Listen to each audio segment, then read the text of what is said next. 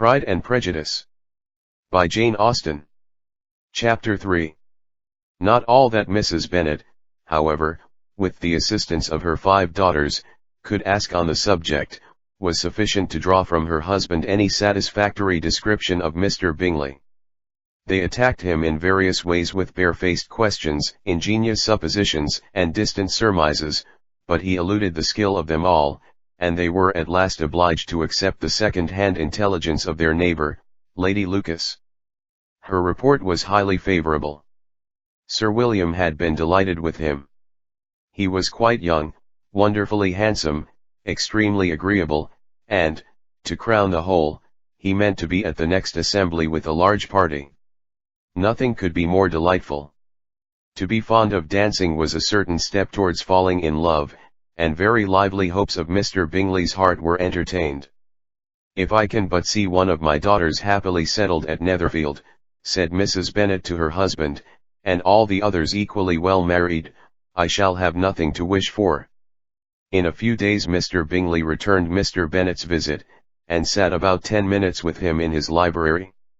He had entertained hopes of being admitted to a sight of the young ladies, of whose beauty he had heard much, but he saw only the father.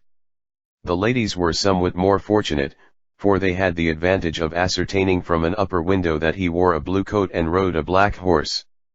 An invitation to dinner was soon afterwards dispatched, and already had Mrs. Bennet planned the courses that were to do credit to her housekeeping, when an answer arrived which deferred it all. Mr. Bingley was obliged to be in town the following day, and, consequently, unable to accept the honour of their invitation, etc. Mrs. Bennet was quite disconcerted. She could not imagine what business he could have in town so soon after his arrival in Hertfordshire, and she began to fear that he might be always flying about from one place to another, and never settled at Netherfield as he ought to be. Lady Lucas quieted her fears a little by starting the idea of his being gone to London only to get a large party for the ball, and a report soon followed that Mr. Bingley was to bring 12 ladies and 7 gentlemen with him to the assembly. The girls grieved over such a number of ladies, but were comforted the day before the ball by hearing, that instead of 12 he brought only 6 with him from London, his 5 sisters and a cousin. And when the party entered the assembly room it consisted of only 5 altogether: Mr. Bingley, his 2 sisters, the husband of the eldest, and another young man. Mr. Bingley was good-looking and gentlemanlike, he had a pleasant countenance, and easy, unaffected manners. His sisters were fine women, with an air of decided fashion.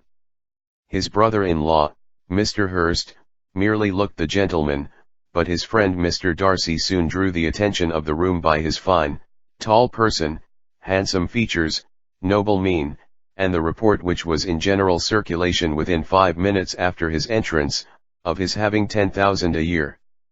The gentleman pronounced him to be a fine figure of a man, the ladies declared he was much handsomer than Mr. Bingley, and he was looked at with great admiration for about half the evening, till his manners gave a disgust which turned the tide of his popularity, for he was discovered to be proud, to be above his company, and above being pleased, and not all his large estate in Derbyshire could then save him from having a most forbidding, disagreeable countenance, and being unworthy to be compared with his friend. Mr. Bingley had soon made himself acquainted with all the principal people in the room. He was lively and unreserved, danced every dance, was angry that the ball closed so early, and talked of giving one himself at Netherfield. Such amiable qualities must speak for themselves. What a contrast between him and his friend! Mr. Darcy danced only once with Mrs. Hurst and once with Miss Bingley, declined being introduced to any other lady, and spent the rest of the evening in walking about the room, speaking occasionally to one of his own party. His character was decided. He was the proudest, most disagreeable man in the world, and everybody hoped that he would never come there again. Amongst the most violent against him was Mrs. Bennet, whose dislike of his general behaviour was sharpened into particular resentment by his having slighted one of her daughters. Elizabeth Bennet had been obliged, by the scarcity of gentlemen, to sit down for 2 dances, and during part of that time, Mr. Darcy had been standing near enough for her to hear a conversation between him and Mr. Bingley, who came from the dance for a few minutes, to press his friend to join it. "Come, Darcy," said he, "I must have you dance. I hate to see you standing about by yourself in this stupid manner. You had much better dance." "I certainly shall not. You know how I detest it, unless I am particularly acquainted with my partner. At such an assembly as this it would be insupportable. Your sisters are engaged, and there is not another woman in the room whom it would not be a punishment to me to stand up with." "I would not be so fastidious as you are," cried Mr. Bingley, "for a kingdom. Upon my honor, I never met with so many pleasant girls in my life as I have this evening, and there are several of them you see uncommonly pretty." "You are dancing with the only handsome girl in the room," said Mr. Darcy, looking at the eldest Miss Bennet. "Oh! She is the most beautiful creature I ever beheld. But there is one of her sisters sitting down just behind you, who is very pretty, and I dare say very agreeable. Do let me ask my partner to introduce you." "Which do you mean?" And turning round he looked for a moment at Elizabeth, till catching her eye, he withdrew his own and coldly said, "She is tolerable, but not handsome enough to tempt me. I am in no humor at present to give consequence to young ladies who are slighted by other men. You had better return to your partner and enjoy her smiles, for you are wasting your time with me." Mr. Bingley followed his advice. Mr. Darcy walked off, and Elizabeth remained with no very cordial feelings toward him. She told the story, however, with great spirit among her friends, for she had a lively, playful disposition, which delighted in anything ridiculous. The evening altogether passed off pleasantly to the whole family. Mrs. Bennet had seen her eldest daughter much admired by the Netherfield party. Mr. Bingley had danced with her twice, and she had been distinguished by his sisters. Jane was as much gratified by this as her mother could be, though in a quieter way. Elizabeth felt Jane's pleasure. Mary had heard herself mentioned to Miss Bingley as the most accomplished girl in the neighbourhood, and Catherine and Lydia had been fortunate enough never to be without partners, which was all that they had yet learned to care for at a ball. They returned, therefore, in good spirits to Longbourn, the village where they lived, and of which they were the principal inhabitants. They found Mr. Bennet still up.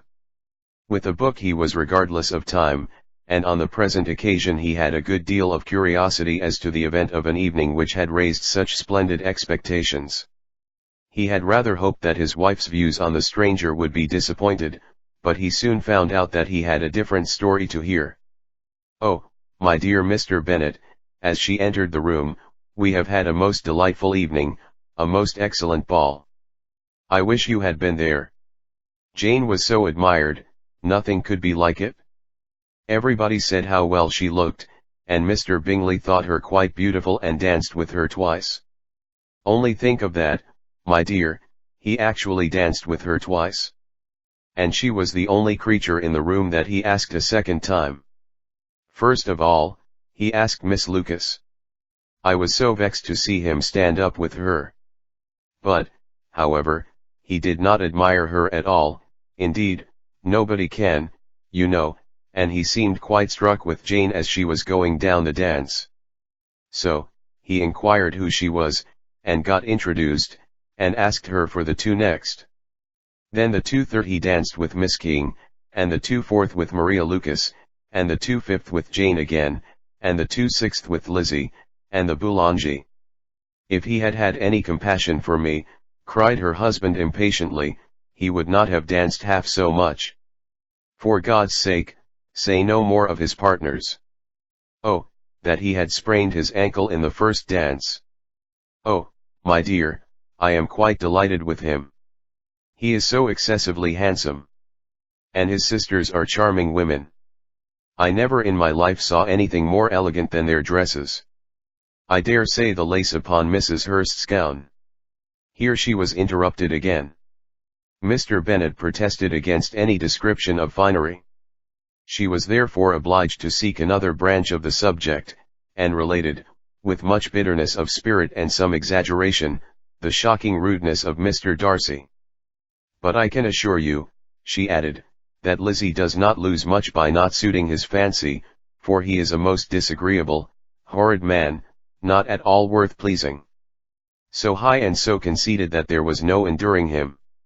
He walked here, and he walked there, fancying himself so very great. Not handsome enough to dance with.